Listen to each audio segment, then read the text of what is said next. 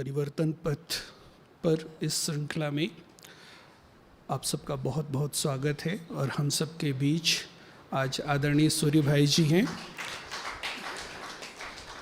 आपका हम तहे दिल से स्वागत करते हैं। और सूर्य भाई जी के अनुभवों से तो हम लोग बहुत लाभान्वित होते रहते हैं, लेकिन आज हमारा प्रयास ये रहेगा कि हम आपके जीवन के अनुभव सुने। ज्ञान तो आपसे हम सम्मुख में भी सुनते हैं, यूट्यूब के माध्यम से, टेलीविज़न के माध्यम से सुनते रहते हैं, लेकिन आज हमारा प्रयास ये रहेगा कि हम आपके जीवन के कुछ ऐसे अनुभव सुने जो शायद अब तक हम ना सुन पाए हों, और जो अनुभव हमें बहुत प्रेरित करते हैं हमें साधना के मार्ग पर आगे जाने के लिए। सूर्य भाई जी, आपका जन्म उत्तर प्रदेश के मुजफ्फरनगर में 1950 में हुआ था, और एक छोटी सी आयु में, 14 वर्ष की आयु में, 64 में ही आपको ये ज्ञान मिल गया था। हालांकि ज्ञान को समझने के लिए आयु बहुत छोटी होती है, लेकिन जो इस तरह की आत्माएं होती हैं उनके लिए आयु की कोई सीमा नहीं होती है। और 1968 में, यानी 18 वर्ष की ही अल्पायु में, आपने अपने जीवन को यज्ञ में समर्पित भी कर दिया था। इस दौरान आपने अपनी शिक्षा भी पूरी की। मेरठ यूनिवर्सिटी से आपने ग्रेजुएशन कंप्लीट किया। आप विज्ञान के छात्र रहे हैं, लेकिन ग्रेजुएशन के साथ साथ आपकी जो सेल्फ स्टडी है वो बहुत समृद्ध है। आप मनोविज्ञान पर आपकी बहुत अच्छी पकड़ है, और न सिर्फ मनोविज्ञान बल्कि और भी दुनिया के बहुत सारे ऐसे क्षेत्र हैं जिसमें आपकी गहरी समझ है। आपने भारत के साथ साथ विदेशों में भी बहुत सेवाएं की हैं, बहुत सारे पाश्चात्य देशों में या और भी बहुत सारी एशियन और अफ्रीकन कंट्रीज़ में आपने अपनी सेवाएं दी हैं। तो एक बहुत लंबा चौड़ा वृहद अनुभव है आपका। बहुत समय न लेते हुए हम आज भाई जी के अनुभवों को सुनेंगे। और सबसे पहला हम भाई जी से ये जानना चाहेंगे कि आप पहली बार बाबा से कब और कैसे मिले? पहली बार 1968 जून में, जब मैं दिल्ली रजौरी गार्डन की पार्टी के साथ यहाँ पर आया। वो मिलन तो अद्भुत था। थोड़ा सा कुछ बाबा से कैसे मिलने, या बाबा को आपने कैसे देखा, क्या फीलिंग आई, थोड़ा सा उसके बारे में आप बताएं। क्योंकि बात बहुत पुरानी हो गई है, 52 साल पहले की, तो बहुत सारी चीज़ें विस्मृत हो जाती हैं। लेकिन मैं बाबा को देखता ही रह गया और ये सोचता था, ये हैं ब्रह्मा जिनके तन में भगवान आए। और जब हमारी ट्रेन दिल्ली से पहुंच रही थी इधर की ओर, और लोगों ने बताया कि ये स्वरूपगंज से पहले से ही दिखने लगता है, आबू पर्वत है, तो मेरा मन मग्न हो गया। ये सोच सोच कर मैं पर्वत को ही देखता रहा कि वाह, इस पर्वत को भगवान ने चुना, इस पर उसके कदम पड़े। बहुत मगन अवस्था हो गई। क्या क्या सोचा था ये तो अब याद नहीं, पर वो आधा पौना घंटा इस मग्न अवस्था में बीत गया। बाबा 3 बार तो मिलते ही थे। जब हमारी पार्टी पहुंची, इधर से पिछले गेट से आया करती थी जो पांडव भवन का है, तब वहाँ कुछ था नहीं, पत्थर पड़े होते थे, दरवाज़ा भी कुछ छोटा सा था, उसको कूद के ही आ सकते थे। तो उधर से हमारी पार्टी आई तो बाबा अपने कमरे के बाहर जहाँ चप्पलें उतारते थे ना पहले, जहाँ भंडारी रखी आजकल, वो आगे की दीवार बड़ी नहीं होती थी, 2-2.5 फुट की, तो उसके अंदर खाट जो होती है बाणों की, उस पे बाबा बैठे हैं, वैसे ही जैसे बैठते हैं बाबा, पैर पे पैर चढ़ा के। और हम आए तो अचानक देखा बाबा, फिर वही स्थिति हुई, देखते ही रह गए, रुक गए हम, हमें कहाँ जाना है ये तो भूल ही गए, कमरा वमरा भी लेना है क्या किसी से, और देखते ही रह गए। फिर हमारे साथ जो दीदी आई थी वो हमें ले गई। 3 बार बाबा मिलते थे, व्यक्तिगत भी मिलते थे। एक बार व्यक्तिगत बहुत अच्छी मुलाकात हुई, पार्टी पूरी पीछे बैठ जाती थी, एक एक मिलते थे। तो बाबा ने मेरे से पूरा सब कुछ पूछा, लौकिक अलौकिक सब पूछते थे, और दृष्टि जो दी तो मैं शरीरी हो गया, और वो अशरीरीपन लंबा काल चला। मुझे याद है जब तक मैं वापस जाने में आबू रोड पहुंचा तब तक वो फुल फोर्स से चला। ये तो बाद में पता चला कि ये बाबा का वरदान हो गया था। तो बहुत अच्छी मुलाकात हुई और हुआ बस यहीं रहना है, जाके क्या करेंगे दुनिया में, यहीं रहना है। और फिर तो बाबा ने खींचा, चारों ओर से वैराग्य आ गया और आ गए। भाई जी, जब आप पहली बार आए थे तो आप कितने दिन यहाँ रुके थे, और उन दिनों पार्टियाँ जो आती थी उसकी संख्या क्या होती थी? हम 7 दिन रुके थे यहाँ, और बाबा के रूम के सामने जो हवाई महल है, जिसका हवाई महल कहते हैं, आपको याद हो, बिल्कुल सामने, वहाँ हम ठहरे थे।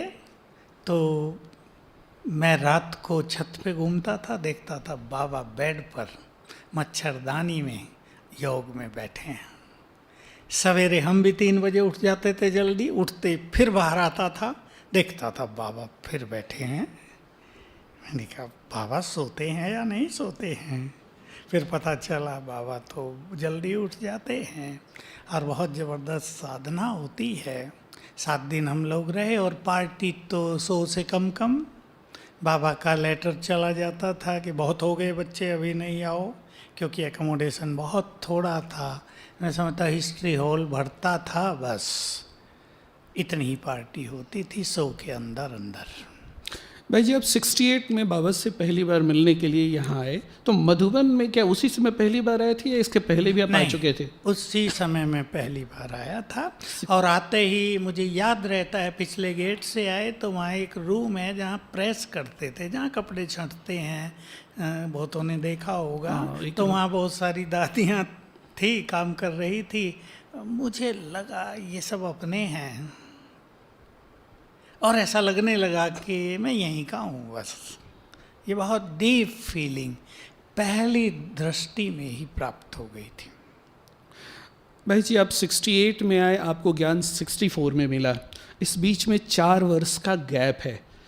तो हम थोड़ा सा उस विषय में जानना चाहेंगे कि समर्पित होने से पहले आपका ये जो 4 वर्ष था वो कैसा था, और आपको ये ज्ञान मिला कैसे? हमारे अंकिल थे दिल्ली रजौरी गार्डन में, वो हमारे घर में गए तो एक छोटी सी राजयोग की किताब छोड़ आए वहाँ। उन दिनों इतनी किताबें तो थी नहीं, बस मैंने वो पढ़ा, योग लगाया, योग लगा, मुझे ऐसा लगा प्रभु मिलन हो गया, और मुझे खिंचाव हो गया। मैं योग करता रहा, फिर वो आए, मुझे याद नहीं कितने 1 साल बाद आए होंगे। उन्होंने प्रदर्शनी अंक मुझे समझा दिया, सारा ज्ञान हो गया। बस ये कहानी आने की है, और पढ़ने में बिजी थे, बहुत ध्यान था। उधर सेंटर नहीं था, इस तरफ मेरठ में, उधर सहारनपुर में 2 सेंटर थे। तो हम छोटे थे, इतना किससे परिचय नहीं था। फिर एक बहन से परिचय हुआ, आपको ख्याल हो, दिल्ली में कवि जी हैं, उनकी बहन, वो सब उधर के ही हैं, उनसे घनिष्ठता हुई।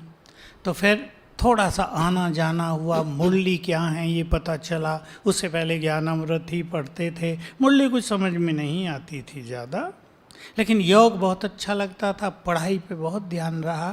फिर कॉन्टैक्ट्स हो गए पत्रों से। सुदेश दीदी भी बैठी है, तब ये रजौरी में टीचर थी, इनसे भी हमारा कांटेक्ट हुआ। बहुत खुशी हुई हमें, इन्होंने हमें पत्र लिखा, प्रश्न पूछे, हमने उत्तर दिए, बड़ा अच्छा रहा। ऑलराउंडर दीदी रहती थी, ऑलराउंडर दादी गुलजार दादी की माँ, रजौरी गार्डन में, वही दिल्ली की इंचार्ज थी। उनके पास गए, मिलाया हमें, समीपता हुई सबसे। तो पढ़ाई पे बहुत ध्यान था, और पढ़ाई में अनेक ड्रीम्स थे भविष्य के। तो लेकिन फिर जैसे बाबा को देखा, वो सब ड्रीम समाप्त, एक ही ड्रीम रह गया यहीं। भाई जी, ज्ञान में आने से पहले मैंने सुना है कि आप आर्य समाज से जुड़े हुए थे, आपका पूरा परिवार आर्य समाज से बहुत डीपली एसोसिएटेड था। पर जनरली ऐसा होता है कि जब एक पंथ से हम दूसरे पंथ में शिफ्ट होते हैं तो बहुत सारे वैर विरोध का सामना करना पड़ता है। तो क्या कुछ इस तरह की प्रॉब्लम आपके जीवन में भी आई आर्य समाजियों की ओर से? पहला प्रश्न। और इसी में एक दूसरा प्रश्न हम ये जानना चाहेंगे कि आप आर्य समाज को बहुत अच्छी तरह जानते, तो उन दिनों बहुत पॉपुलर था ये समाज। बाबा के घर में ऐसा क्या यूनिक दिखा जो आपने उसको छोड़ करके इसको अपनाना बेहतर समझा? मैंने इन्हीं दिनों जब मुझे ज्ञान मिला तो आर्य समाज की संपूर्ण फिलॉसफी का अध्ययन कर लिया और मुझे स्वामी दयानंद सरस्वती की जीवन कहानी ने बहुत ज़्यादा आकर्षित किया। तो जैसे ही पता चला कि भगवान आए हैं तो मेरे मन में ये उमंगें उठने लगी कि अगर एक वेदों का विद्वान संसार में एक बड़ा आंदोलन ला सकता, क्योंकि उसने बहुत बड़ा आंदोलन ला दिया था। और जो नॉर्थ इंडिया है वो आर्य समाज से बहुत ज़्यादा जुड़ गया था, तो घर घर में प्रचार हो गया था, अच्छे सिद्धांत सिखाए जाते थे, ब्रह्मचर्य सिखाया जाता था। वो हमने पहले ही सीख लिया था ज्ञान में आने से पहले। हवन, संध्या, 5 हवन रोज करने होते थे, हमारे घर में भी होते रहते थे। हम लकड़ी वकड़ी ला के वो तैयारी करा देते थे, हमारा इतना ही काम था बस। तो अध्ययन मैंने कर लिया और पता चला कि भगवान खुद आकर ज्ञान दे रहे हैं। मुझे स्वामी दयानंद के दिए गए तर्क बहुत प्रिय लगते थे, क्योंकि उसकी फ़िलॉसफ़ी अलग थी पहले वाली फ़िलॉसफ़ी से। उसने ये सिद्ध किया था आत्मा, परमात्मा और प्रकृति तीनों अलग अलग हैं। आत्माएं भी अनेक हैं, आत्मा सूक्ष्म है, बस अंतर एक ही था कि भगवान सर्वव्यापी। वो तो अभी वहाँ मान्यता यही है चारों ओर, तो उससे अलग तो कोई जा नहीं सकता। तो बहुत अच्छा लगता था मुझे जब पता चला भगवान आए हैं। तो हमारे एक रिलेटिव, हमारे फूफा जी लगते थे, वो अच्छे एजुकेटेड थे, लेक्चरर थे, फिर वो प्रिंसिपल हुए। वो हमारे घर में आए तो वो हमें बताते थे आर्य समाज का ये वो। मैंने उन्हें ऐसे ही नशे में कह दिया, हमें तो भगवान मिल गया। तब पता कोई नहीं था, बाबा से नहीं मिले थे, पता नहीं कौन से साल की बात है। अब वो मुस्कुराने लगे और उन्होंने एक ही लाइन बोली, अगर तुम्हें भगवान मिल जाता तो तुम यहाँ थोड़ा ही होते। ये बात बड़े काम की थी। मैं उन्हें अपना प्रेरक मानता हूँ कि उन्होंने मुझे जैसे प्रेरणा दे दी कि भगवान को मिलने के बाद उसके पास क्यों नहीं। तो बहुत अच्छा रहा। और इसी बात ने फिर कंपेरेटिव स्टडी हो गई। पहले से रामायण, महाभारत, सनातन धर्म की स्टडी थी, फिर आर्य समाज की हो गई, फिर अपनी यहाँ ब्रह्मा कुमारी की हो गई। तो एक बहुत सुंदर ज्ञान ये प्रतीत हुआ कि सर्वश्रेष्ठ ज्ञान है, क्लियर ज्ञान है, बहुत सहज ज्ञान है। कुछ प्रश्न ऐसे रह गए थे मन में जिनका उत्तर आर्य समाज भी नहीं देता था, वो यहाँ बिल्कुल स्पष्ट हो गए। जैसे वेदों में भी है, परमात्मा प्रकाश स्वरूप है, सूक्ष्म अति सूक्ष्म है, फिर वो सर्वव्यापी भी है। दोनों में विरोधाभास है। मैं सोचा करता था दोनों बात कैसे हैं। तो ज्ञान की सत्यता और बाबा के आने पर एकदम बिना किसी कुछ देखे निश्चय हो गया था, मुझे इधर खींचा। उनकी तरफ से कोई विरोध आया हो आपकी जीवन? नहीं, विरोध कुछ नहीं हुआ। ये मेरे लिए बहुत अच्छी बात थी कि विरोध मुझे कुछ भी नहीं हुआ और सहज भाव से मैं यहाँ पहुँच गया। उनकी तरफ से तो कोई विरोध का सामना नहीं हुआ लेकिन क्या आपके घर वाले आपके समर्पित होने के डिसीजन से खुश थे? नहीं, खुश तो नहीं थे हमारे पिताजी, क्योंकि मैं बड़ा था घर में। और सच तो ये है कि मेरे पिताजी को लोग मेरे कारण जान गए थे चारों ओर आसपास के गांव में, तो उन्हें कष्ट तो बहुत हुआ। लेकिन जब मैं पहली बार, फिर कवि जी ने यहाँ पत्र लिखना शुरू किया दीदी मनमोहिनी को, क्योंकि वही मुझे लाई थी कि दीदी घर में ऐसा ऐसा हो रहा है, हम लोगों को भी कह रहे इन्होंने हमारा लड़का भगा दिया है, पता नहीं कहाँ भेज दिया, सन्यासी बना दिया। पहाड़ों पर रहते, आबू में रहते हैं ना, पहाड़ों पे माना सन्यासी कोई गुफा में रहते होंगे। तो फिर दीदी ने मुझे कहा एक बार चक्कर लगा के आओ। तो मैं 1 हफ्ते के लिए लौकिक घर गया, 69 एंड में गया था। और बस उन्होंने जैसे ही मुझे देखा वो सब संतुष्ट हुए, खुश हुए। बहुत अच्छा हो गया मेरा वो जाना, और लाइन पूरी तरह से क्लियर उनकी ओर से। कुछ भी और जो निगेटिव संकल्प मनुष्य के चलते हैं वो खत्म हो गए, क्योंकि गांव वाले बहुत बोलते हैं ना, रिश्तेदार बोलते हैं, वो खत्म हो गया सब। भाई जी, जब आप यज्ञ में आए थे उस समय ये यज्ञ बहुत छोटा था। इवन हमने देखा कि जब हम लोग समर्पित हुए पांडव भवन में, उस समय ज्ञान सरोवर बना नहीं था, तो यज्ञ छोटा था, केवल एक पांडव भवन ही था, और उस समय यज्ञ में इतनी समृद्धि भी नहीं थी। यज्ञ में जो समृद्धि आई है वो ज्ञान सरोवर के बनने के बाद आई है। और हमें ये याद है कि पांडव भवन में जब हम लोग शुरू में आए और समर्पित हुए, तो अगर हमें एक साबुन भी चाहिए होता था तो 2 से 3 बार जाना पड़ता था। एक प्लास्टिक का चप्पल, वो भी अगर एक बार मिल जाए उसको बड़ा संभाल के रखना पड़ता था। तो यज्ञ जो है इस दौर से भी गुजरा है, लेकिन आज की स्थिति कुछ और है। आज बाबा के बच्चों के पास किसी भी चीज़ की कमी नहीं है, लेकिन हम देख रहे हैं कि ये जो साधनों की अधिकता में हमारी साधना कहीं ना कहीं गुम होती नज़र आ रही है। हम लोग साधनों में उलझते जा रहे हैं। मेरा प्रश्न ये है कि आप जब ज्ञान में आए उस समय तो यहाँ पर और ज़्यादा त्याग का माहौल था, और ज़्यादा सादगी, और यज्ञ और भी छोटा, समृद्धि भी कम थी। उस समय तो आप लोगों को और ज़्यादा परेशानी होती होगी स्थूल दृष्टि से। ऐसे में आप रहते हुए आपने इतनी कठोर साधना की, तो थोड़ा सा हम ये जानना चाहेंगे कि उस समय के बारे में बताएं, क्या माहौल था, ताकि हमें कुछ प्रेरणा मिले और हम भी इन साधनों से निकल करके साधना की ओर मुड़ सके। निश्चित रूप से जब अध्यात्म में धन की वृद्धि होती है, साधनों की वृद्धि होती है, तो गड़बड़ होती है। हालांकि आप सब आजकल भी बहुत तपस्या कर रहे हो, मौज में रहते हुए भी ऐसी कोई बात मुझे नहीं लगती। मैं बुद्ध धर्म का पतन कैसे हुआ, मुझे इतिहास पढ़ने का बहुत शौक था, और मैं पढ़ता था एंशिएंट हिस्ट्री ऑफ इंडिया। तो बुद्ध धर्म का पतन कैसे हुआ, तो क्योंकि बुद्ध धर्म को बहुत सारे राजाओं ने स्वीकार कर लिया था। तो जो बौद्धि साधु होते थे, क्योंकि बौद्ध विहार बनाए जाते थे, वो पैदल चलते थे, तो राजाओं ने उनके लिए बहुत अच्छी सुविधा संपन्न बौद्ध विहार बनवा दिए थे। तो वो बहुत सुख से रहने लगे। फिर सुख से रहने लगे तो कईयों ने चलना छोड़ दिया, और उनमें जल्दी नहीं पर 1000 साल के बाद गिरावट आ गई, विकारों की ओर बढ़ गए। इसीलिए शंकराचार्य ने बौद्ध धर्म का जो उस समय का सबसे बड़ा लीडर था और सबसे बड़ा विद्वान, उसको शास्त्रार्थ में हरा दिया और भारत को बौद्ध धर्म से समाप्त कर दिया। क्योंकि उन दिनों ये मान्यता थी, प्रथा थी कि अगर कोई हार जाता है तो वो खत्म हुआ, बस उसकी मान्यताएं समाप्त हुई। तो यज्ञ में जब हम आए तो निश्चित रूप से साधारणता थी, लेकिन दादी इंचार्ज बनी थी। और बाबा के समय से एक बात बहुत महत्व की है कि बाबा खाना पीना बड़ा शाही रखते थे, कमी नहीं।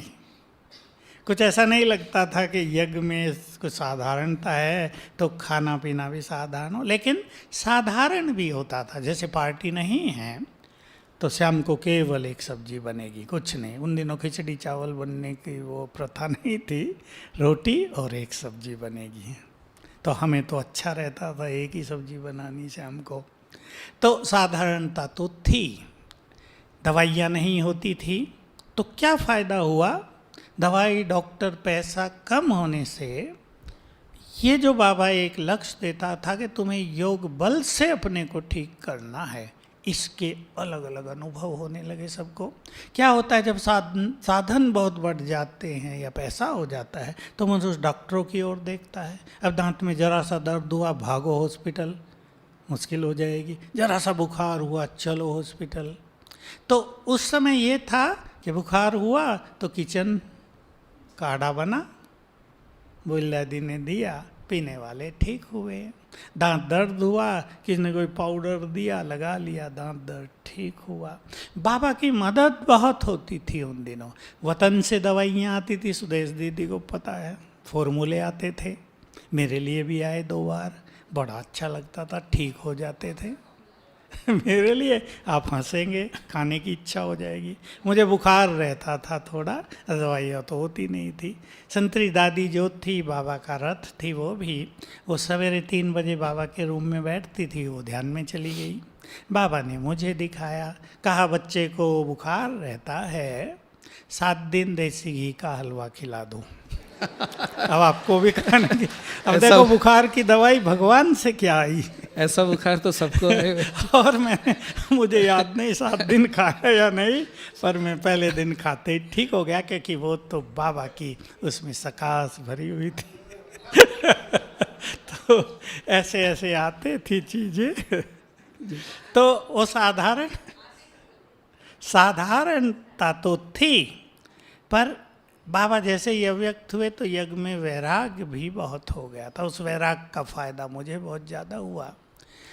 तो हमें ये नहीं लगा कि कुछ कमी थी, हम तो एंजॉय किया, खूब आनंद लिया। वो तो अब देखने में लगता है ना, तब कम था, अब ज़्यादा है। किसी के पास साइकिल भी नहीं होती थी, हवाई चप्पल के अलावा कुछ नहीं, एक मफलर, एक छोटा सा स्वेटर, बस ठंडी में ऐसे ऐसे होता रहता था, ठंड लग रही है। कई बार वो अब अनुभव होता है, उस ठंड का असर अब आया हुआ है, तो टांगों पे, कमर पे, लेकिन बहुत एंजॉय किया, बड़ा आनंद हुआ, क्योंकि संगठन बहुत स्वीट, सेवाएं हम लोग बहुत करते थे, थोड़े लोग होते थे ना, बहुत ज़्यादा सेवा हम सब करते थे। ट्रक आया, दादी खुद आ जाती थी, दादी की अपनी बहुत बड़ी विशेषताएं थी, आओ आओ आओ आओ, और 10 भाई पहुंच गए, आधे घंटे में ट्रक खाली। एक बार की छोटी सी घटना सुनाऊं, ये जो गेहूं हैं उनको धुलना था, अब 100 बोरी थी, स्टोर में थी, उसको शांति स्तंभ पे लाना था, वहाँ धुलना था।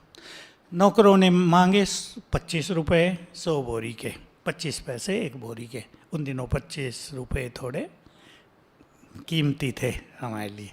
दादी ने कहा भाई ये 25 रुपये मांग रहे हैं। भाइयों में उमंग था, हम लाएंगे दादी। दादी ने कहा तो देसी घी का हलवा मिलेगा सबको।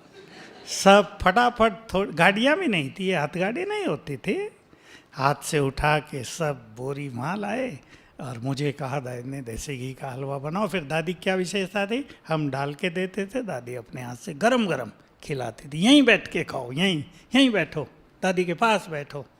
तो वो दिन इस तरह बड़े आनंदकारी भी थे। भाई जी, मैं जब इधर 93 में, मैं जब समर्पित हुआ 92 93 में, तो मेरे को आपने रोटी डिपार्टमेंट में वहाँ भेजा, तो मेरी वहाँ आटा बनाने की सेवा दी गई, और आटा सुबह 4 बजे आकर के बनाना पड़ता था। तो 4 बजे आना है तो निश्चित रूप से नहा धो के जाना है, तो 1 घंटा पहले उठना पड़ेगा। हम लोग नए नए थे, तो योग में बहुत ज़्यादा रुचि भी रहती थी, वो भी मिस नहीं करना चाहते थे। तो अमृत बेला योग भी करना है, तो उसके लिए मैं 1:30 बजे, कई बार 2 बजे उठता था, और नहा धो करके मैं सबसे पहले बाबा के कमरे में पांडव भवन जाता था 2-2:30 बजे। तो उस समय मैं देखता था कि आगे कोई एक भाई बैठा हुआ है, मफलर वफलर पूरा बांध के, चेहरा ठीक से दिख नहीं रहा, मैं रोज़ देखता था। एक दिन मैंने सिक्योरिटी वाले भाई से बाहर, वो सब बड़े बड़े भाई हैं, डर तो लगता था, फिर भी हिम्मत करके पूछा कि इतना सुबह सबसे पहले आकर के कौन बैठता है रोज नियमित रूप से।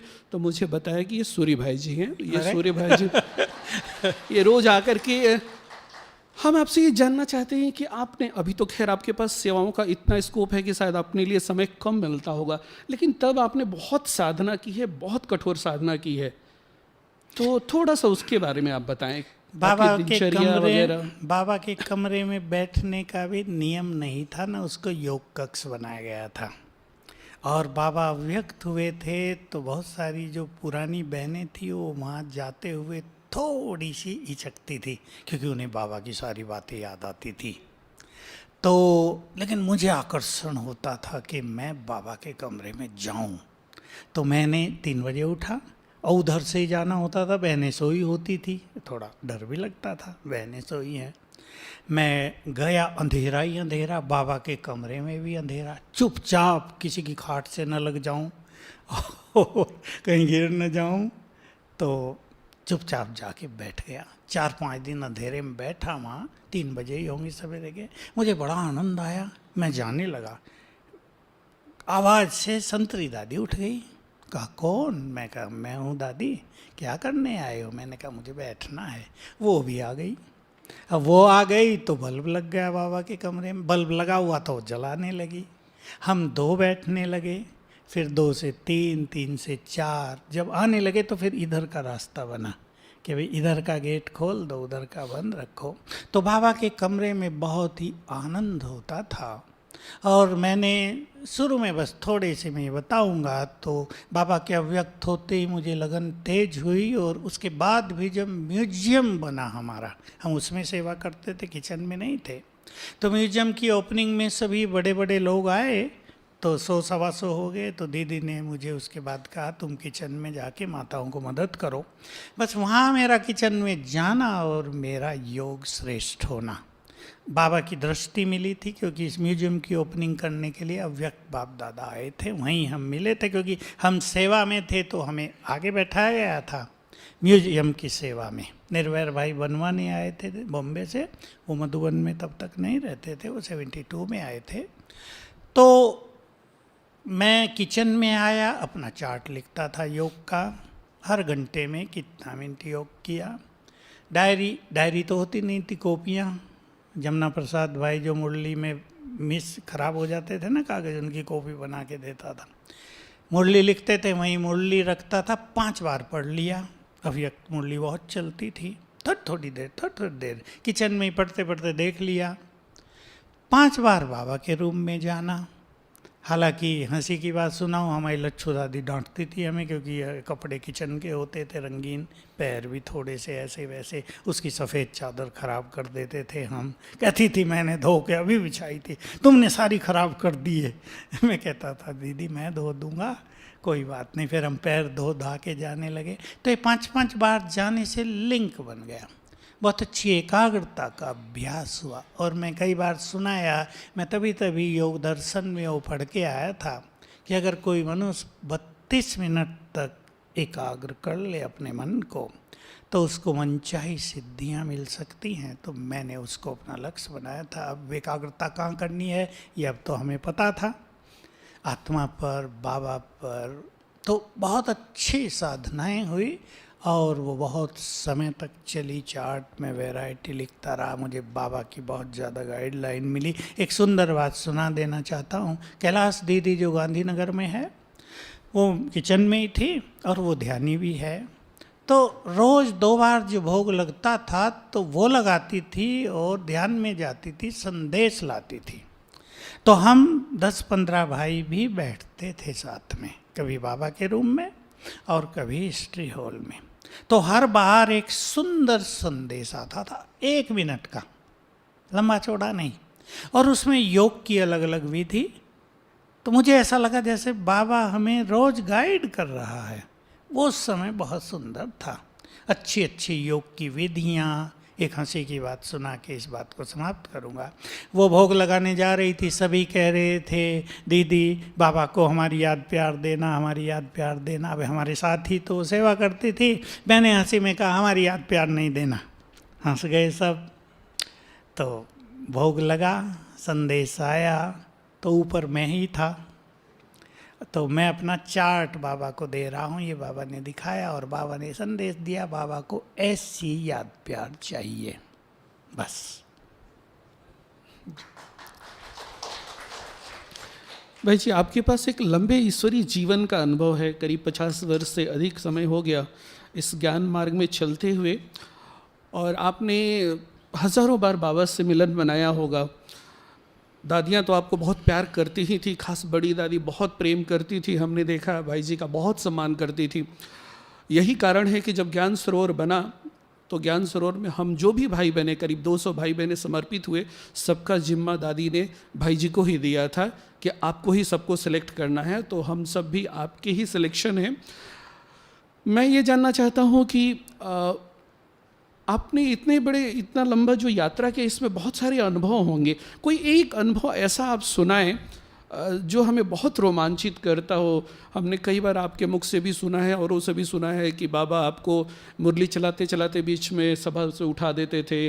कहाँ है सूरज बच्चा, आप किचन में लंबी चौड़ी पार्टी है, समय नहीं है, आप किचन में सेवा कर रहे हैं, इधर बाबा आए हैं, और बाबा बीच में बोल पड़ते थे सूरज को बुलाओ, सूरज कहाँ है। एक बार तो मैंने ऐसा भी सुना कि बाबा ने कहा कि बाबा को इच्छा हो रही है कि बच्चों को गुलाब जामुन खिलाए, और 10 मिनट के बाद पता पड़ा, आपको किसी ने नहीं कहा, और आप उठ के किचन में गए और 10 मिनट के बाद गुलाब जामुन स्टेज पर आने लग गया। तो कुछ ऐसा एक अनुभव आप सुनाए जो हमें बहुत प्रेरित करता हो। हाँ, बहुत सारी बात हैं आपने अचानक पूछी है, तो एक ऐसा अनुभव जो सबके काम आएगा। बाबा से बहुत मिलना होता था, व्यक्त बाबा से, और जैसे आपने कहा किचन में होने के कारण बहुत बड़ा ही प्यार था बाबा से। तो एक बड़ा अच्छा अनुभव याद आ गया अचानक, सुना तो दूसरा रहा था। बाबा अपने कमरे में आए थे। उन दिनों ऐसा ऑफिशियल प्रोग्राम नहीं चलता था जैसे आजकल चलते हैं। तो कोई बहन किसी को जो आए थे उनको मिला रही होगी, और बाबा ने अचानक लच्छू दादी को कहा कि सूर्य को बुलाओ, और हम सो गए थे। तो वो ना आई बाहर से आवाज़ देते हुए, मेरा नाम लेके, चलो बाबा बुला रहा है। अभी रात हो गई थी तो वहाँ तो सीधी आ नहीं सकती थी, बुला रही जोर से। तो वल्लभ भाई थे मेरे साथ, और हम दोनों जो कपड़े पहने थे, नेपाली शॉल डाली। उन दिनों ऑफिशियल कुछ नहीं होता था कि बाबा है कोई सफ़ेद कपड़े पहन के बन ठन के जाना है, कुछ नहीं। पहुंच गए बाबा के सामने। अब वंडरफुल बात ये थी कि जब हम बाबा के सामने पहुंचे, गुलजार दादी के तन में बाबा बैठे हैं और वहाँ कोई नहीं है। अब सोचो हम क्या थ्रिलिंग हो गई होगी हमारे मन में, कोई नहीं है। बैठ गए हम, बाबा ने दृष्टि दी, मुझे पूछा संकल्प तो नहीं आता, छोटी सेवा दे दी है। मैंने कहा नहीं बाबा, समर्पित हो गए, आप जो आज्ञा आपकी, हम तो उस पर कुर्बान हैं, संकल्प बिल्कुल नहीं आता। तो मुझे बाबा ने तब कहा था कि मधुबन में बच्चों को 2 चीज़ें मिलती हैं, एक बाप, एक ब्रह्मा भोजन। ब्रह्मा भोजन अगर बहुत प्यार से और योगयुक्त होकर बनाया जाए, उन दिनों मुश्किल से 250 का हम बनाते थे, अगर योगयुक्त और बहुत प्यार से बनाया जाए तो एक बार भोजन बनाने का फल उतना ही मिलता है जितना 1000 को संदेश देने का। तो वाह, मैं तो देखता ही रह गया, थ्रिलिंग हो गई और ज़्यादा। और भी कुछ बाबा ने कहा, बहुत अच्छी बात। और फिर कहा कुछ पूछना है, कोई नहीं आया तब तक, हम क्या पूछें। बाबा के सामने जाते ही तो वैसे ही सब कुछ भूल जाता था, कुछ समझ में ना आए हम क्या पूछें। फिर बैठे रहे, बाबा दृष्टि देता रहा, क्या क्या बात होती रही मुझे ज़्यादा याद नहीं। तो बाबा ने कहा संकल्प नहीं करना है, अगर 400 का भोजन बनाओगे तो सबका 1-1% तुम्हें मिलेगा, तो 400% तुम्हारी रोज़ जमा होती हैं। कुछ अच्छी बातें की। दूसरी बात मैं कह रहा था, 72 में मधुबन के भाइयों की भट्टी हुई और प्रोग्राम बना कि एक भाई को बाबा से अलग मिलाया जाए। तो बाबा आए अपने कमरे में, हम 15 थे, तो टर्न आया मेरा भी। और उस दिन पहली बार बाबा सवेरे 3 बजे तक बैठे, शाम को 6, साढ़े छः आ जाते थे, 3 बजे तक बैठे। तो मेरा टर्न आया, तो मैं तो योग ही योग करता था और कुछ नहीं, सेवा जो थी वो और योग। तो बाबा ने पूछा मेरे से, अब अकेले, कोई नहीं वहाँ, बाबा और हम। तो मैं एक पेपर पे बहुत सारे क्वेश्चंस भी लिख के गया था जो मेरे मन में उठते थे। मैं जो योग करता हूँ वो ठीक है भी या नहीं, मेरा योग आप तक पहुँचता भी है क्या, जो भी कुछ मन में आता था सब पूछ लेना था मुझे। तो बाबा ने कहा जितना योग का चार्ट है, मेरा योग का चार्ट टॉप मोस्ट था, उतना ही ज्ञान का भी है। मैंने कहा नहीं। अब खुल गए थे बाबा से मिलते मिलते। मैंने कहा नहीं। मैंने साथ में उत्तर दे दिया जो भोले बच्चे देते हैं ना, आपने तो कहा निरंतर मुझे याद करो, मैं तो उसी में लगा हुआ हूँ, ज्ञान की क्या ज़रूरत। बाबा मुस्कुराने लगे। बाबा नहीं कहते मेरी बात मुझे ही सुनाने लगते हैं बच्चे। तो मैंने वही कर दिया। लेकिन बाबा बहुत प्यार था ना बहुत ज़्यादा। क्योंकि हंसी की बात सुना दूँ, आज भी मैं सोच रहा था कि हनुमान के लिए गायन है ना, सिया राम के काज समारे, बहुत गाते हैं ना उसके लिए। मैंने कहा हमें भी बाबा ने ऐसा सुंदर मौका दिया, निमित्त बनाया, देखो शक्तियाँ उसने दी कि उसका जो कार्य था बहुत, जिसके लिए बाबा को थोड़ा संकल्प चलता था किचन के लिए जब बाबा साकार में थे, वो कार्य बाबा ने हमें निमित्त बना के दिया और वो सफल हो गया। तो मुझे बहुत खुशी रहती है। तो बाबा ने पूछा, तो बाबा का बड़ा प्यार था हमसे, मुझे फील होता था बाबा सम्मान भी देते हैं। तो मैंने कहा नहीं, तो कहा फुल पास होना है तो चारों सब्जेक्ट में फुल मार्क्स चाहिए। एक सब्जेक्ट में फुल मार्क्स हो, बाकी में कम हो, फुल पास तो नहीं होंगे। मैंने कहा बिल्कुल ठीक बात है। तो कहा आज से ज्ञान मनन किया करो, बिल्कुल जैसे ना, और ये शब्द मेरे लिए वरदान थे, आज से ज्ञान मनन किया करो। जब भी भविष्य में चांस मिलेगा तुरंत अपने को सफल पाओगे। मुझे पता नहीं था मुझे क्या चांस मिलेगा, तब तो 76 में विनाश का खेल था ना, हमें क्या चांस मिलेगा, लुटा दो सब कुछ, देह को जला दो, यज्ञ सेवा में हड्डी हड्डी दे दो, ये नशा रहता था। तो बस अगले दिन से मैंने लिखना शुरू किया और वो लिखना मेरे लिए वरदान बन गया। तो आज तक मुझे अब क्लास आदि कराने के लिए कुछ सोचना नहीं पड़ता, वो वरदान काम करता है। ये बहुत अच्छा अनुभव रहा जिंदगी का। भाई जी, निश्चित रूप से ये तो वरदान ही है बाबा का, जो इतना अच्छा इंस्पायरिंग क्लासेस कराते हैं। पर हम ये जानना चाहेंगे कि जब आपने ज्ञान मनन और स्पीच करने की जो शुरुआत की, तो निश्चित रूप से कोई तो रहा होगा जिसने आपको गाइड किया होगा। तो आपने कब से ये क्लास कराना शुरू किया और आपको किसने मार्गदर्शन दिया? एक्चुअली दादी हमसे बहुत प्यार करती थी। आपको बताऊं 5 बार किचन में आती थी शुरू में रोज़, क्योंकि हमें कुछ आता नहीं था, सिखाती थी। सिंधी कढ़ी कैसे बनाओ, हम जल्दी कर देते थे, कभी जला भी देते थे। चखती थी आके भोजन, नमक आता नहीं था हमसे। दादी 5 बार आती थी। तो दादी ने एक प्रोग्राम बनाया कि सबको भाषण करना सिखाना है, तो उसमें हमारा भी चांस आया। तो 3 बार मैंने स्टेज पर बोला। मुरली से पहले 10-10 मिनट बोलना होता था। तो बस 3 बार बोलने के बाद वो जो बोलने की बाबा से वरदान मिल गया, वो कला मेरे पास थी नहीं, वो उसमें मिली। लिखने का वरदान, लेख लिखने का दीदी मनमोहिनी से मिला था, उसकी भी एक घटना है। तो बस यहाँ से, और दादी हमें चांस देने लगी। दादी को क्या होता था, दादी की एक क्वालिटी जो मैं जीवन भर देखी और हम उससे जुड़े रहे, कि जिसमें जो योग्यता है दादी उसे यूज कराती थी। विदेशी आने लगे, अंग्रेजी जानने वाले थोड़ी बहुत, मैं बहुत अच्छी अंग्रेजी नहीं बोलता था, सब भूल गया था, बिल्कुल पढ़ाई पूरी तरह 4 साल में भूल गई। 72 की बात है। 3 विदेशी आए, निर्वैर भाई और आनंद किशोर दादा। दादी ने मुझे बुलाया और कहा ये जो 3 आए हैं इनको रोज़ मुरली रिपीट करानी है मुरली के बाद।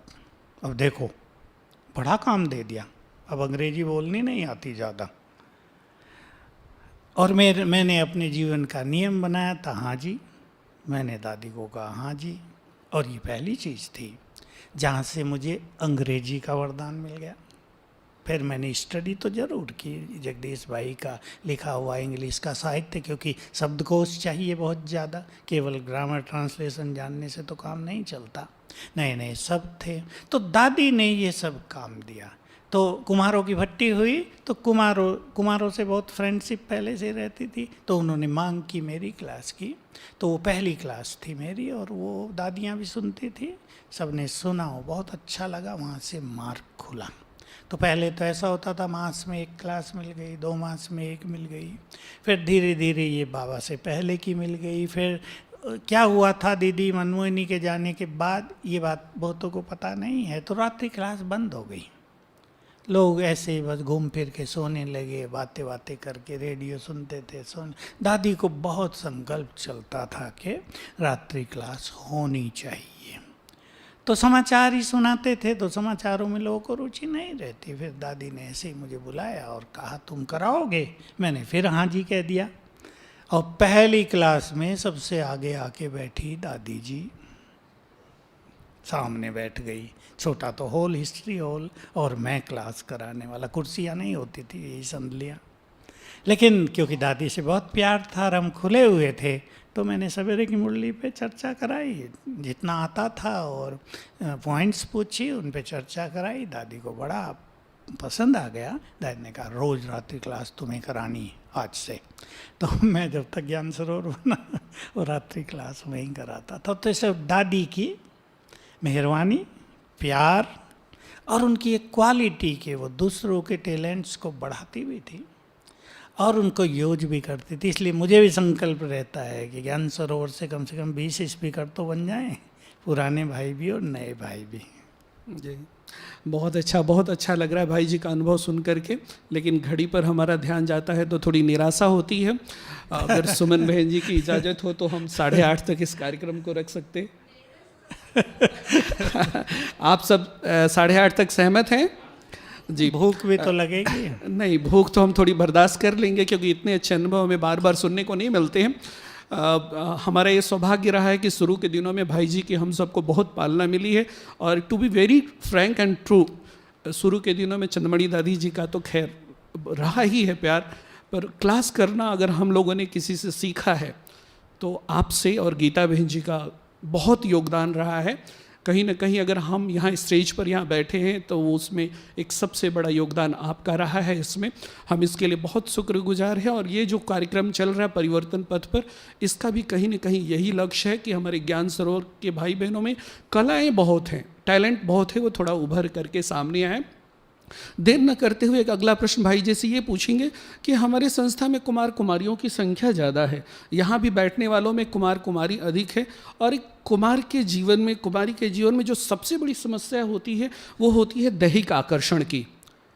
बाबा कहते हैं कि अगर ये दैहिक आकर्षण समाप्त हो जाए तो एक युवा किसी भी ऊंचाई तक पहुंच सकता है। बेशक आप अभी जिस स्थिति में हैं, आयु के हिसाब से देखा जाए या जो आपकी एक उच्च आध्यात्मिक स्थिति है, वहाँ तो इसके बारे में हम सोच भी नहीं सकते हैं। लेकिन निश्चित रूप से आप भी कभी हमारी स्टेज में थे। आप जब आए आपकी उम्र 18 साल की थी और आज आप 70 साल के हो गए हैं। आप भी युवा काल से गुजरे हैं। हमारा प्रश्न ये है कि अगर हमें इस दैहिक आकर्षण से ऊपर उठना है तो हमें किन किन बातों पर ध्यान रखना चाहिए? देखिए, सबको ही गुजरना पड़ता है और प्योरिटी की एक लंबी यात्रा है, और उसमें जो कुछ किसी के साथ आता है वो हमारे साथ भी आया। शुरू में देखा आकर्षण भी होता था, आयु छोटी थी, इच्छाएं भी हो जाती हैं। लेकिन एक चीज़ शुरू में ही समझ में आ गई, बहुत जल्दी 69 में मुझे समझ में आ गई कि दैहिक दृष्टि रहने से एकाग्रता नष्ट होती है। अगर हमें 8-10 घंटे योग तक पहुंचना है तो आत्मिक दृष्टि का अभ्यास बढ़ाना पड़ेगा। तो मैंने काफ़ी अच्छी प्रैक्टिस की। बाबा की उसमें गाइडलाइन मिली, बहुत अच्छी, नो डाउट। ये सब्जेक्ट कोई 1-2 दिन का नहीं होता, 10 साल मुझे लगे होंगे उससे पार होने में। चाहे स्वप्नों की प्योरिटी हो या और जो कुमारों को छोटी मोटी विघ्न आते हैं, पर योग की अच्छी लगन के कारण उनसे हम सहज पार होते गए। उसमें हमारे कुछ साथियों का भी अच्छा योगदान था। हमें ऐसे अच्छे साथी मिल गए थे शुरू से ही, जो मेडिकली हमें कई चीज़ समझा देते थे। और मुझे एक चीज़ आयुर्वेद से समझ में आई हुई थी, जो मैं पढ़ के ही आया था पहले से ही, कि हमारे अंदर जो शक्तियाँ बनती है, यदि हम उनको ऊर्ध्वगामी करते हैं तो ये आकर्षण और ये स्वप्नों की ये पवित्रताएँ धीरे धीरे समाप्त होती है। तो पता चला कि जो हम अपनी बुद्धि शिवा बात पर एकाग्र करते हैं या यहाँ करते हैं, इससे ये शक्ति ऊर्ध्वगामी माना राइज अप, ये ऊपर चलती है। तो मैंने इसकी बहुत अच्छी साधना की, लेकिन मुझे 10-12 साल लगा होगा जिनसे मैं इन सब चीज़ों से मुक्त हुआ। स्वप्न मेरे क्लीन हुए होंगे कम से कम 20 साल के बाद, बिल्कुल क्लीन, अच्छे स्वप्न में कोई डिस्टरबेंस नहीं। तो गाइडलाइन बहुत अच्छी मिली, और जैसे मैंने बताया बाबा की बहुत अच्छी अच्छी चीज़ें मुझे मिली। और बात 1982 की है, जब हमारे यज्ञ में क्या चल रहा था कि हर वर्ष को हम एक विशेष वर्ष के रूप में मनाते थे। कभी गीता वर्ष, कभी प्रत्यक्षता वर्ष, कभी अव्यक्त वर्ष, कभी तपस्या वर्ष। तो मैंने 82 को प्योरिटी का वर्ष मनाया था, और 12 मास के लिए 12 अच्छे पॉइंट्स रखे थे। उसमें जो मुझे डिवाइन अनुभव हुए, देह से न्यारे होने के, प्योरिटी को नॉर्मल करने के, वो बहुत ही सुंदर थे। उसमें बाबा की मदद भी बहुत अच्छी मिली।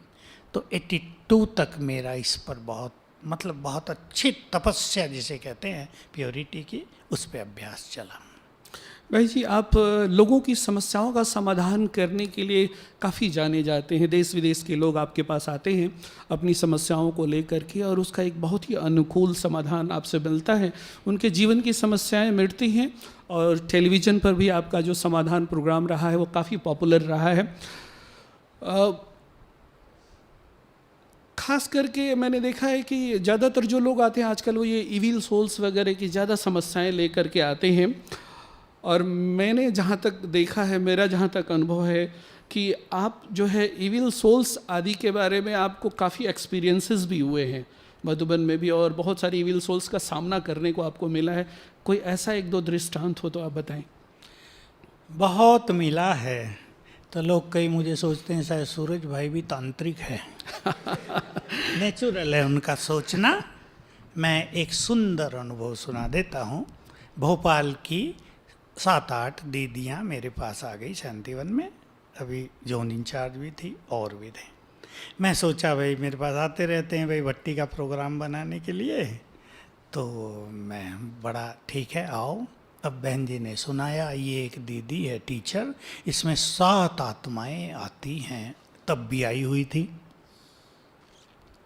अब इसको मुक्त करना है भाई, कैसे करें। अब मैंने कहा भाई मेरा तो ये खेल काम नहीं है।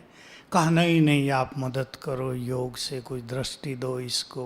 वो आए थे दृष्टि दिलाने के लिए, क्योंकि उससे पहले एक ऐसी घटना हुई थी। एक सेंटर है जहाँ का अपना सरवण भाई है, कौन सा सेंटर है? राजीम। तो वहाँ की एक डिग्री कॉलेज की प्रिंसिपल आई थी शांतिवन में, किचन के उस तरफ रहती थी। शाम को आवाज़ हो रही, मैंने कहा क्या हुआ? तो बेचारी वो दीदी परेशान, इसको इविल सोल ने पकड़ लिया भाई जी, अब हम जाएंगे ये तो मुश्किल हो जाएगी, सबसे बड़ी डिसर्विस होगी, क्योंकि ये वेल नोन पर्सनालिटी है। मुझे भी औरों ने कहा इसको मदद करो। मैंने कहा भाई मुझे कुछ आता नहीं इन सब के बारे में, मैं क्या करूं? मैंने कहा मैं नहीं जाऊंगा इस चक्कर में। तो अगले दिन वो, अब मैं उस प्रिंसिपल को नहीं जानता था, वो बहन उसको लेके मेरे कमरे में आ गई। मैंने अंदर ही बैठा लिया, मुझे क्या पता था यही है। कहा भाई जी यही है वो। अरे मैंने कहा तुम मेरे कमरे में ले आई। खैर मैं डरता तो नहीं, मास्टर ऑलमाइटी का मैंने तुरंत अभ्यास किया 3 बार। मैंने कहा तुम ले ही आई, कहा बहुत बड़ी डिसर्विस हो जाएगी, हमारा जीना मुश्किल कर देंगे शहर के लोग। तो मैंने बाबा का आह्वान किया और मैंने कहा अच्छा मैं इसे दृष्टि देता हूँ। तो मैं देने लगा, वो ले नहीं, ऐसे। मैंने कहा आप इसका सिर पकड़ लो पीछे से। उसने कहा नहीं अच्छा मैं लेती हूँ। फिर भी उसने सिर पकड़ा, मैंने दृष्टि दी। बाबा को मैंने बुला लिया था। मैंने कहा मुझे आता नहीं कुछ, अब ये भावना से आ गए हैं, अब आपको कुछ कर देना है। 1 मिनट दृष्टि दी और वो आत्मा निकल गई। और ये प्रिंसिपल, अरे भाई जी कहाँ हूँ मैं ठीक हो गई। बहुत अच्छा अनुभव था। इसको देख के वो सुन लिया होगा कहीं से, भोपाल की टीचर में आत्माएं थी 7, सुमन बहन 7। अब मैं डरता नहीं हूँ क्योंकि मास्टर ऑलमाइटी के अच्छे अभ्यास हैं, मैंने अभ्यास कर लिया अंदर। तो हंसी की बात सुनाऊंगा। मैंने कहा उससे मुझसे बात कराओ आत्मा से। एक प्रकट हुई, मैं कहा आपका नाम? कहा मुझे भूल गए, हम और आप एक साथ ही तो समर्पित हुए थे, मैंने किसी कारण सुसाइड कर लिया था और ये हुआ वो हुआ। मैंने कहा भाई मुझे याद नहीं आ रहा। मैंने कहा तो बाबा को कहो ना तुम्हें मुक्ति दिला दे, तुम्हें ज्ञान तो है। बाबा मेरी नहीं सुनता, आपकी सुनेगा, आप कहो। मैंने कहा अच्छा। मैंने कहा अच्छा बोलो मेरा बाबा।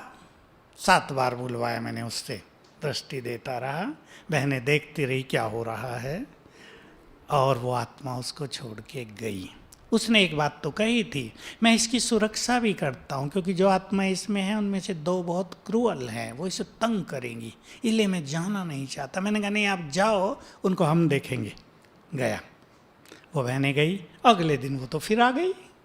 वो बड़ी उन्हें खुशी हुई कि अब तो मुक्ति हो जाएगी। रूपेश भाई भी था, मैंने कहा रूपेश आओ, बैठा है क्या? अभी मैंने कहा दूसरी से मेरी बात कराओ, तो बच्चा रो रहा है, मेरी मम्मी मुझे छोड़ के चली गई, मुझे उसके पास जाना है। मैंने कहा रुपेश देखो ये छोटा बच्चा है। वो खुश हो गया रुपेश को देखकर। कहा रुपेश को, उसने कहा मेरे से दोस्ती कर लो। रुपेश भाग गया, मैं नहीं दोस्ती करूँगा। तो मैंने उससे बात की, हम बाबा को कहते हैं तुम्हें तुम्हारी मम्मी के पास ले जाएगा। उसको मैंने 7 बार मेरा बाबा कहलवाया, रोना उसका बंद हुआ, वो भी मुक्त हुआ, और उसके बाद वो बाकी 5 भी मुक्त हुए। फिर वो मेरे पास आई थी, टीचर है अच्छी, मुक्त हो गई, नो इफेक्ट। ये बहुत अच्छा अनुभव था। भाई जी ये तो रहा किसी के माध्यम से इविल सोल से सामना, कभी किसी इविल सोल से आपका डायरेक्ट आमना सामना हुआ है? नहीं ऐसा डायरेक्ट, क्योंकि मैं डरता नहीं हूँ, इसलिए विल सोल मेरे से डरती हैं, सच्ची बात ये है। मैं बता दूं आपको, ज्ञान सरोवर में एक कन्या बाहर से आई, उसके अंदर जिन था। जिन मोस्ट पावरफुल होता है, उसको कोई निकाल ही नहीं सका था। मैंने एक बार शांतिवन में उसको चार्ज करके बैच दे दिया, और वो उसने पहना, पहनते ही उसके शरीर से एक सन्यासी जैसा निकल के चलने लगा, घूरते हुए। देखता हूँ ये तुम्हें कब तक बचाएगा। तो मैंने कहा इस बैच को रोज़ चार्ज करके पहनना हो, टीचर वाला बड़ा बैच ऐसा। वो आई ज्ञान सरोवर में, तो छोटा सा ऑफिस था पहले जो था, मैं बैठा था, वो आ गई। मैं उसको हंसी की, मैं कहा मैं तुम्हारे जिन को आज राजयोग सिखाना चाहता हूँ, बुलाओ। कहा वो तो निकल के वहाँ बाहर जो पिलर है ना किचन के, वहाँ खड़ा हो गया है। मैंने कहा क्यों? कहा मैं इनके पास नहीं जाऊँगा, मुझे जला देंगे। अरे मैंने उससे बात की, आ जाओ भाई, मैं तुम्हें जलाऊंगा नहीं, तुम्हारी मुक्ति का मार्ग बताता हूँ, राजयोग सिखा देता हूँ तुम्हें, क्योंकि मैं सिखा चुका हूँ 1-2 को। तो वो आया नहीं, कहा इनसे तो आग निकल रही है, जला देंगे मुझे।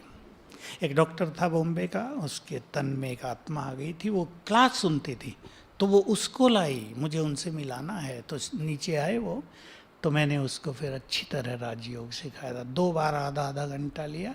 वो आत्मा भी, जैसे आजकल कई कह देते हैं ना मैं बाबा हूँ, आपको ये कहानी सुना देता हूँ।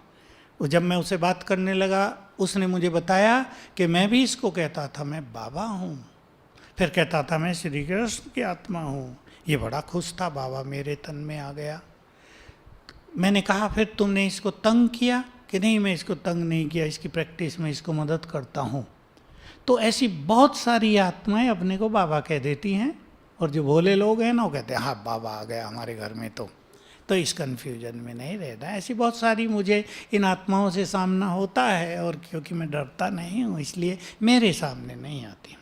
भाई जी पता नहीं सही है या गलत, मुझे मालूम नहीं, अगर गलत हो तो माफ़ करिएगा, लेकिन मैंने ऐसा सुना है कि इविल सोल्स आपको फ़ोन करती हैं, टेलीफोन करती हाँ, हैं। नहीं ये इसमें माफ़ करने की बात नहीं, हंसी की बात सुना देता हूँ। फ़ोन आया एक माता का, भाई जी मेरी लड़की में कोई आत्मा है, मुझे कुछ बता दो। मैंने माताओं को मैं कुछ विधि लिखाता हूँ, मास्टर साहब शक्तिवान ऐसे करो, योग ऐसे करो, पानी चार्ज कर। मैं कहा डायरी पेन लाओ, मैं कुछ लिखाऊंगा। अब वो फ़ोन उस लड़की को दे के डायरी लेने चली गई। माताओं के पास डायरी कहाँ घरों में, उसको 2-3 मिनट लग गए। उसने मुझे फ़ोन किया, हेलो मैं चुड़ैल बोल रही हूँ। मैंने कहा ठीक है, चुड़ैल हो ना, आत्मा तो हो ना, मैं बहुत दुखी हूँ, मैंने बहुत पाप कर लिए हैं, मैंने इसे बहुत सताया है, मुझे मुक्त करो। सच, बिल्कुल सच्ची बात। बहुत दुखी होकर वो बोले। मैंने कहा तो तुम्हारी मुक्ति का एक ही मार्ग है, बाबा को जानती हो? शिव बाबा को? हाँ मैं जानती हूँ। मैंने कहा बस आज से तुम्हारा मंत्र है मेरा बाबा। मैंने 3-4 बार बोलवाया उसको, मेरा बाबा। उन्हें बोलना शुरू किया, इतने माता आई, है क्या बात कर रही है? मैंने कहा नहीं, अब बात पूरी हो गई, तुम्हें कोई लिखने की ज़रूरत नहीं, इसको मंत्र दे दिया है मेरा बाबा, अब इसको याद दिलाना। और उस माता का फिर फ़ोन आया, वो भी मुक्त हो गई। ये चुड़ैल की बहुत अच्छी कहानी थी, चुड़ैल ने फ़ोन किया था। भाई जी, आप अपनी क्लासेस में अक्सर ये कहते हैं कि हम सब योगी आत्माएं हैं और हम सबको अपने जीवन में कुछ सिद्धांत बनाने चाहिए, कुछ नियम बनाने चाहिए, अपने जीवन को कुछ सिद्धांतों में बांधना चाहिए, क्योंकि ये नियम हमें बहुत बल देते हैं। क्या आपने अपने जीवन के लिए कुछ ऐसे नियम सिद्धांत बनाए हैं? बिल्कुल, मैंने 70 में ही बना लिए थे 10 नियम, और उन 10 नियमों ने सचमुच मुझे बहुत कुछ दिया है। जो ये हाँ जी करने का नियम था, इसने तो मुझे बहुत सारे वरदान दिलाए हैं, बहुत सारे डिवाइन अनुभव कराए हैं, बाबा की ओर से भी, दादियों की ओर से भी, क्योंकि मैं ना नहीं करता था। तो जो उन्होंने कहा वो मैं हाँ किया और चीज़ें ठीक हो गई। कभी उनका वो काम देना मेरे लिए वरदान हो गया। तो मैंने ऐसे ही टाइम की, बाबा बहुत बात कहते ही हैं साकार मूल्यों में, दूसरा नियम बनाया था, मैं अपना टाइम वेस्ट नहीं करूँगा। मुझे बहुत वैल्यू रही है टाइम की, अभी भी है। और ऐसे ही नियम बनाया था मुरली, क्योंकि मुरली मुझे सबसे ज़्यादा रस देती थी। मुरली मेरी जान रही है। मेरा अमृत वेला मिस हो जाए, चला लेता हूँ मैं, सारा दिन मैं अच्छा योग कर सकता हूँ, लेकिन मेरी मुरली मिस हो जाए तो मुझे खाली लगता है। बड़ा रस मिला है मुझे मुरली का। ये सब नियम मैंने बहुत बनाए थे। नींद भी ज़्यादा करते थे ना, बच्चे आए थे तो नींद भी 6 घंटे ही करेंगे, वो भी नियम बनाया। एक बार उठ के फिर सोएंगे नहीं, कभी 2 बजे आँख खुल जाती थी तो फिर सोते नहीं थे। कुछ नियम थोड़े भारी पड़े, लेकिन अच्छे रहे बहुत, उन्होंने ताकत दी बहुत। इसलिए मैं सबको कहता हूँ कम से कम 5 डिसिप्लिन्स जीवन के अवश्य होने चाहिए, उससे हम बहुत स्ट्रांग हो जाते हैं। 8:30 का समय भी हमारे को कम पड़ रहा है, पर लास्ट में एक क्वेश्चन पूछ करके मैं इसको समाप्त करना चाहूँगा। मुझे एक बात याद आ रही है, ज्ञान सरोवर जब नया नया बना था 95 में, ओपनिंग तो इसकी हो गई थी, फिर भी बहुत सारा काम बाकी था। और दादियों, चूँकि ये पहला कॉम्प्लेक्स था, दादियों को बहुत ख्याल था, बहुत रुचि थी, रोज़ दादियाँ वगैरह यहाँ आती थी देखने के लिए। और उन दिनों भाई जी के ऊपर बहुत सारी जवाबदारियाँ थी। जैसे मैंने आपको बताया कि सबको समर्पित करने का आपको जवाबदारी दादी जी ने दिया था, किचन भी देखना था, और भी बहुत सारी आपके ऊपर रिस्पॉन्सिबिलिटीज़ थी। तो आ करके आपसे मिलते थे। उस समय एक घटना घटी, शायद आप भूल चुके होंगे, आपको ध्यान नहीं होगा। हम सब छोटे छोटे थे, जब भी दादियाँ वादियाँ आती थी हम लोग घेर के खड़े हो जाते थे। तो किसी कारण से दादियाँ थी, चंद्रमणि दादी, बड़ी दादी, और साथ में निर्वैर भाई भी थे। और किसी कारण से, क्या कारण था मुझे याद नहीं है, निर्वैर भाई जी सूरज भाई जी को डांट रहे थे। वो लोग सामने ऐसे बैठे थे और भाई जी सामने खड़े थे, और हम लोग बगल में कुछ 8-10 भाई खड़े थे, मैं भी उसमें था। तो मैं ये देख रहा था कि किसी कारण से निर्वैर भाई जी सूर्य भाई जी को डांट रहे हैं, और भाई जी एकदम शांत चित होकर के उनकी बातें सुन रहे हैं, कोई जवाब नहीं, जहाँ देना है हल्के शब्दों में जवाब भी दे रहे। आपके फेस एक्सप्रेशन से ऐसा लगता था कि कुछ बातें आपको गलत डांटी जा रही हैं, आपके पास उसका उत्तर है, फिर भी आप उसका उत्तर दे नहीं रहे हैं। एक बड़ा सामने है रिस्पेक्ट, रिगार्ड। मैंने देखा कि ये आपके जीवन में एक वो सरलता, जैसे वो डांट करके उठे, बड़ी दादी जी ने एक कमेंट आपके लिए दिया कि सूरज तू सच्चा योगी है, ऐसा दादी जी ने बोला। सूरज तो सचमुच सच्चा योगी है। अब वो चीज़, घटना शायद आपको नहीं याद हो, आप भूल चुके होंगे, लेकिन मुझे याद है। मुझे इसलिए याद है कि मेरे जीवन में सरलता की बहुत कमी है, और जिस चीज़ की कमी होती है आदमी उस पर ध्यान ज़्यादा देता है। हमने देखा है, एक लंबे समय से आपको देखा, आपके जीवन में सरलता कूट कूट करके भरी हुई है। मेरा प्रश्न ये है कि क्या ये आपको जन्म से प्राप्त है या आपने इसके लिए कोई साधना की है? ये 71 में बाबा की एक मुरली में 5 बातें आई सरल चित्त होने की। तुम सरल होगे तो तुम्हारी बीमारियां सरल होंगी, तुम सरल होंगे तो तुम्हारे संस्कार सरल हो जाएंगे, समस्याएं सरल हो जाएंगी, संबंध सरल हो जाएंगे, योग सरल हो जाएगा। तब से मेरा बहुत ध्यान गया, और निष्काम होने पर मेरा ज़्यादा ध्यान था। गीता पढ़ कर आए थे, उसके आधार पर भी। तो बाबा ने ये जो ट्रेनिंग दी, फिर इसमें थोड़ी थोड़ी बातें अच्छी अच्छी मिलती गई। इसकी गहराई को तब हम इतना नहीं समझते थे, तब तो हमने बस समझा कि हमें सरल चित्त होना है। धीरे धीरे बुखार हुआ एक बार, तो सरल चित्र है ना, आया है जाएगा, ठीक हो गया ऐसे ही कुछ कुछ खाने पीने से। तो सरलता के बहुत अच्छे अनुभव हुए। इस घटना की तो मुझे याद नहीं आ रही है, क्योंकि मैं हर चीज़ को सरलता से लेता रहा तो सीरियस चीज़ मुझे भूल जाती हैं फट से। अशोक भाई बैठे हैं, मैं अप्रिशिएट करना चाहूँगा, इनका ज्ञान सरोवर में सबसे ज़्यादा योगदान था। हाँ, क्योंकि पहले से यही यहाँ आते थे, और आपको पता है साइकिल भी किसी के पास नहीं होती थी हमारे, पैदल भी ये रात रात को जाते थे। मेरा काम तो फिर थोड़ा संभालने का था, सेटिंग करने का, और आपको पता है किचन के बहुत सारे हैंड हमने 1 साल पहले से रख लिए थे वहाँ 50, उन सबको वहाँ ट्रेंड कर दिया था, तो उस तरफ से हम बिल्कुल निश्चिंत थे। तो अशोक भाई का बहुत बड़ा, और हम दोनों साथी थे, एक रूम में ही रहते थे, और दोनों की रजौरी से ही हैं दोनों, तो फ्रेंडशिप भी अच्छी थी पहले से ही। तो मैं इनको भी बधाई देना चाहता हूँ। अशोक भाई, बहुत आपका योगदान है। अब बेचारे थोड़े से शिथिल हो गए, इसका अर्थ ये नहीं, बहुत एनर्जेटिक। हमारा एक भाई कहा करता था, एयरफोर्स वाले नहीं, फुल फोर्स वाले हैं। तो ये फुल फोर्स के व्यक्ति रहे हैं, और दीदी सुदेश इनकी भी टीचर रही है, तो बैठी हैं आज। बहुत अच्छा, thank you very much. Om Shanti. Thank you भाई जी, आपको बहुत बहुत धन्यवाद, आप आए। हम और भी आगे आपसे सुनते रहेंगे। अभी 2 मिनट हम बाबा को याद करके उठेंगे। ओम शांति।